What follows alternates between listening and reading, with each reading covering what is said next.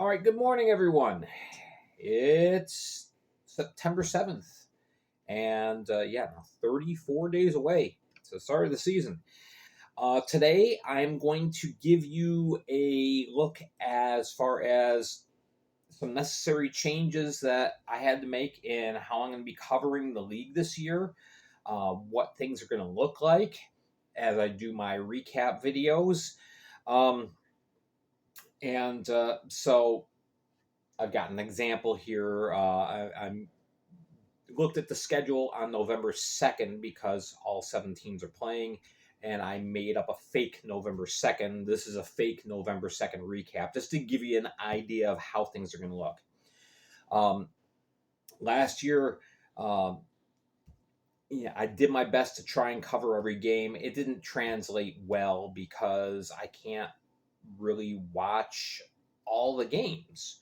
Obviously, now that we have instead of 11 teams, we have 14 teams. Instead of 5 games a night, we have 7 on a lot of nights. I can't cover that. I'm just one guy doing this as a hobby. I work 50 plus hours a week. Other stuff going on at home and whatnot. So what I decided to do, since I have 3 devices in which I can get on YouTube and stream games, is that I'm going to cover in detail 3 games on a night.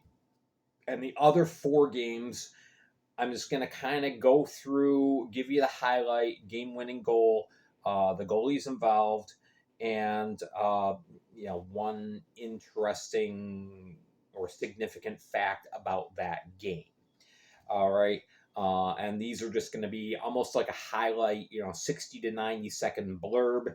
And then we'll go into the 3 games that I did watch closely and take notes on and give you details. That will be like, 4.5 minutes per game on that. All right. I'm trying to keep everything within like 15, 20 minutes because otherwise it just gets ridiculously long.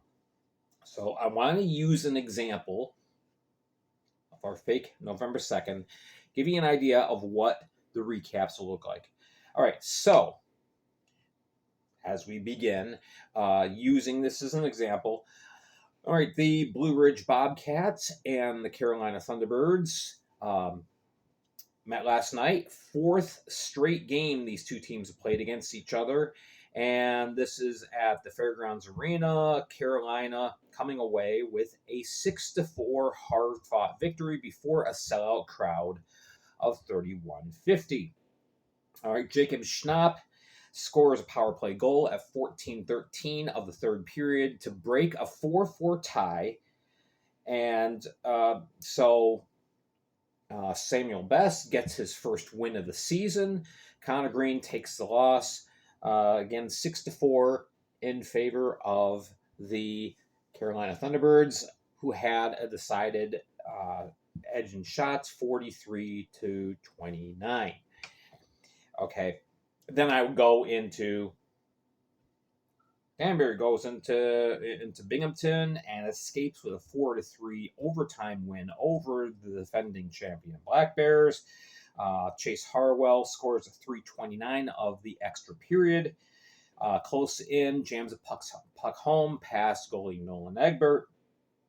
And there's a crowd of 38-55 last night. Frankie McClendon gets the win for the Danbury Hat Tricks. And so on and so forth. So you get an idea. I'm just kind of touching on these games. Mississippi gets doubled up by Colorado. Blah blah blah blah blah. Then we go into Baton Rouge. The Dashers get before 4,000 plus fans at Raising Cane's Center. They lose 4-2 to the home team, Baton Rouge Zydeco. Scott Chirac risks a puck home past Elijah Gibbons for the game-winning goal at 3:15 of the 3rd. Blah, blah, blah, blah. All right, so you get the idea. So by this point in a video, I'm at, 5 to 6 minutes in. And then we go to the 3 games I'd cover in detail. All right, so again, just kind of going through things in our mock summary. Watertown gets a road win at the Ice House over the Hudson Valley Venom. It's a 5-2 final. Shots were 44 to 36 in favor of the Watertown Wolves throughout the game. Teams traded goals in the first period. The Wolves struck first. Carter Thornton. He ends up scoring and getting his second of the year at 9:58 of that opening period, but David Gaeta countered just 3 minutes later to even things out. Shots were 11 aside in the first period. Things get a little chippy in the second period. A total of 58 penalty minutes get doled out. A lot of scrapping. There's 4 fighting majors, plus a 10-minute misconduct to Rasmus Asp of the Venom. And then there's a slew of hack and whack minor penalties exchanged, creating a lot of special teams opportunities. All right, Dustin Giseau scores on a 5-on-3 power play to give the Venom the lead, their only lead of the night. But then Tate Leeson scores a power play goal of his own at 6:48 for the first of 4 unanswered goals. Blah, blah, blah, blah, blah, blah. I'm going through, I'm giving you more details, talking about things that happen throughout the game, breaking them down like I did last year. But again, we're just focusing on 3 games. And,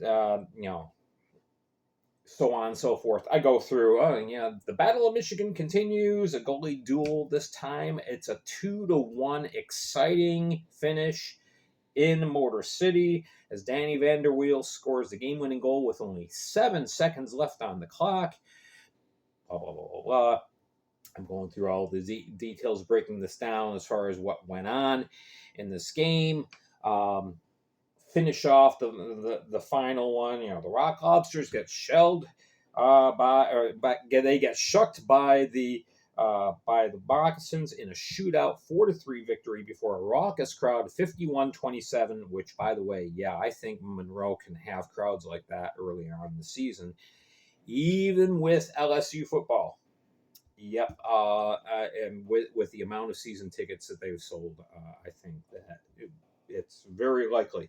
But anyway, going through that whole thing, and I can give you details about the shootout.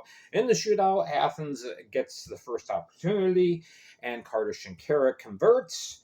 But so does Marquise Grant Mentis for the Moccasins to even things out.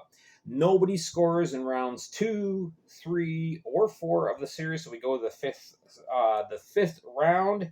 Sean Kuhn makes a huge toe save against the post as Troy Murray tries to sneak one past short side, but then veteran Mo Levac ends up deking Rosenvig out of position to win it for the Mocs.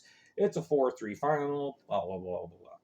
So that's how videos are going to look, all right? And obviously, it's not going to be this compressed. Again, by the time I get to this point, we're looking at 16, 17 minutes of runtime. So, I'm still trying to keep things condensed as much as possible while, giving you some interesting things as far as these games. And hopefully it'll work out this way where the 3 games that I choose ahead of time will end up being, really good games. You have a couple of nail biters, that'd be excellent. I doubt I'm going to get that lucky. Sometimes you're going to have a game that it was just a game, But anyway, so that covers the video portion of how things are going to look. And again, trying to help move things along, but again, a little look into a couple of these games. All right, so we have that part down. Now, as far as the audio podcasts, which some of you may be aware of, maybe some of you aren't, Okay, this is going to start. I'm going to start daily coverage, giving you coverage every day except Christmas Eve and Christmas Day, of the Fed, um, starting October 7th. All right. And most of that's going to be on audio. You're going to have 3 days on video and 4 days on audio. All right. So, normally, how this is going to work is okay, I've just completed this. Um, this would be quote unquote fake November 3rd that I'd be recording this, which would be Sunday. So, video game recaps on Sunday. On Monday, I do what I did last year, do stars and standings, choose 5 outstanding players for the week, um, highlight them, give you the standings that's updated to that point. All right. Uh, on Tuesday, all right, I'm going to be continuing to do uh, the news and notes on Facebook Live through the end of October. And then we're going to kind of change things. That's going to translate back to just audio.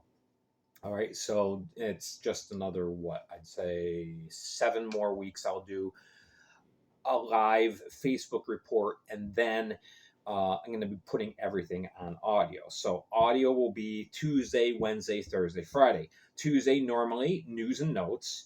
Okay. Wednesday, starting in November, will be power rankings. I'll do my power rankings feature, which I did last year. Yes, it's subjective, but it gives you an idea as far as how your team is doing. Just an idea. All right. Thursday, news and notes again, because things happen throughout the week, roster moves and transactions and other important things. Um, so we're going to highlight that on Thursday. Friday will be previews of the weekend's games plus predictions. All right.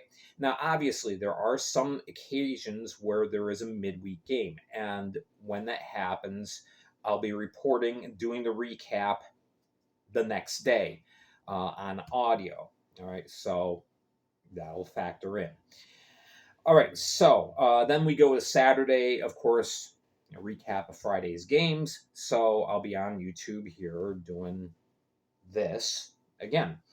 All right. So the audio network. Okay. Audio is available now on Spreaker.com, on Spotify, iHeartRadio, Amazon Music, and I am in the process of getting things set up where I'll also be on Castbox. So it'll be 5 different platforms that you have an opportunity to listen to the games. I have a link pinned at the top of the Fed League Flash Facebook page, and you can click on the link there, or you can search for, you can go to iHeart or wherever your chosen platform is, and choose, select Fed League Flash, search for that, and the list of all the podcasts will be up there. Again, I'm already on Spreaker, Spotify, iHeart, and Amazon Music, awaiting things to get set up on Castbox. That should happen within the next few days. All right, so again, October 7th, starting October 7th, we're going to be going every day with news for you on what's going on in the Fed. All right, so that is a recap of how things look this year. Continue to follow me on whatever platform you choose, audio-wise. Follow me there.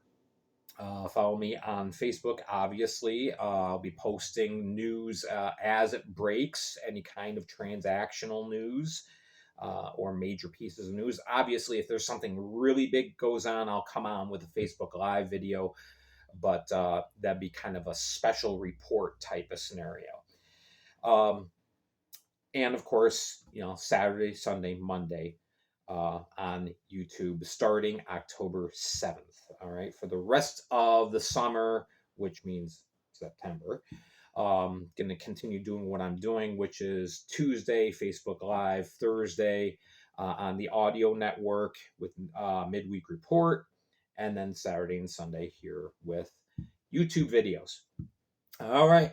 For tomorrow, please tune in because a very important part of following the Fed, a very enjoyable part for most people, is following teams on YouTube, the YouTube streams, watching all the games on YouTube. So I want to give you an updated list as far as it's been updated to this point on who the voices of the Fed are. When you tune into a Watertown Wolves game or a Blue Ridge Bobcats game, who's the guy doing the play-by-play?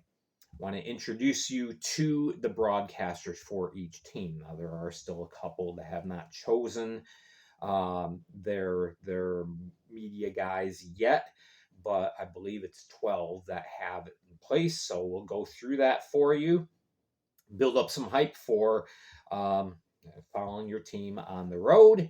If you can't make the drive to Columbus or to Port Huron, you know where you can tune in and who you'll be hearing.